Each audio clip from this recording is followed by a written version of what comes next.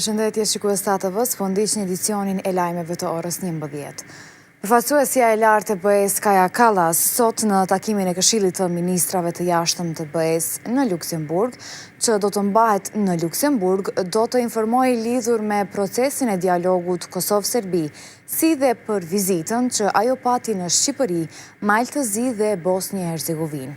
Kallas para gazetarëve ka thënë se në këtë takim do të diskutohet për shumë tema, ndërsa në Ballkanin Perëndimor kemi nevojë për storje suksesi.